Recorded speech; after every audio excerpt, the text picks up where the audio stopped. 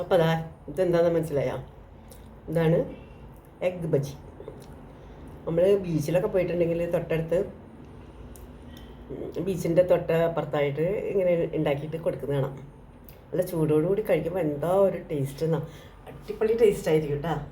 നമ്മളെല്ലാവരും കഴിച്ചിട്ടുണ്ടാവും അല്ലേ എങ്ങനെ? അപ്പോൾ അത് നമുക്ക് വീട്ടിൽ ഒന്ന് തയ്യാറാക്കി നോക്കാം കേട്ടോ.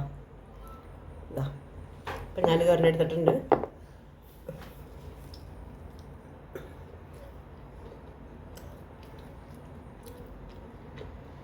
ഇതെങ്ങനെ ഉണ്ടാക്കണമെന്ന് നമുക്ക് നോക്കാം കേട്ടോ. ഇങ്ങനെ തിന്നുകൊണ്ടിരിക്കും. എങ്ങനെയാ നോക്കാം. അടുക്കളയിലേക്ക് പോവാം. കിച്ചണിലേക്ക് പോരൂ എല്ലാവരും. ഹലോ ഗൈസ്, അപ്പോൾ നമുക്ക് തുടങ്ങിയാലോ. അതിനായിട്ട് ഞാനിത് കടലപ്പൊടി എടുത്തിട്ടുണ്ട്, മഞ്ഞൾപ്പൊടി കുറച്ച് എടുത്തിട്ടുണ്ട്. അത് ഉറുമ്പ് വന്നു കേട്ടോ 2-3 അപ്പോൾ അതുകൊണ്ട് ഞാൻ നോക്കാൻ വേണ്ടിയിട്ട് ഇങ്ങനെ ആക്കിയാലാണ് കൂടിപ്പോയത്. പിന്നെ കോൺഫ്ലവർ 1 സ്പൂൺ എടുത്തിട്ടുണ്ട്, മൈദയും 1 സ്പൂൺ എടുത്തിട്ടുണ്ട്, കടലമാവ് 1 കപ്പ്, മുളക് പൊടി ഒരു 1/2 ടീസ്പൂൺ എടുത്തിട്ടുണ്ട്, മഞ്ഞൾപ്പൊടി 1/4 ടീസ്പൂണ്, ഉപ്പ് നമുക്ക് ആവശ്യത്തിന്. എന്നിട്ട് കായപ്പൊടിയും കൂടി എടുക്കണം കേട്ടോ. എന്നിട്ട് നമുക്ക് ഇതെല്ലാം കൂടി ഒന്ന് മിക്സ് ചെയ്തിട്ട് ഒന്ന് ഇത്തിരി വെള്ളം ഒഴിച്ചിട്ട് കുഴച്ചെടുക്കാം. പിന്നെ ഞാൻ ഇവിടെ ഇത്തിരി എഗ്ഗ് പുഴുങ്ങിയിട്ട് 2 വെച്ചിട്ടുണ്ട് കേട്ടോ. ബാറ്റർ നന്നായിട്ട് ഞാനിത് റെഡിയാക്കിയിട്ടുണ്ട് കേട്ടോ. കായപ്പൊടിയും കൂടി ഇടാൻ മറക്കരുത്, കായപ്പൊടി ഉപ്പും. ഇനി ഇത് വെളിച്ചെണ്ണ ഞാൻ ഇങ്ങനെ അടുപ്പത്ത് വെച്ചിട്ടുണ്ട്, ചൂടാവട്ടെ. അപ്പോൾ ഇതാ ഇതിൽ മുക്കിയിട്ട് ഇങ്ങനെ നമുക്ക് ഇതിലേക്ക് ഇട്ട് കൊടുക്കാം കേട്ടോ.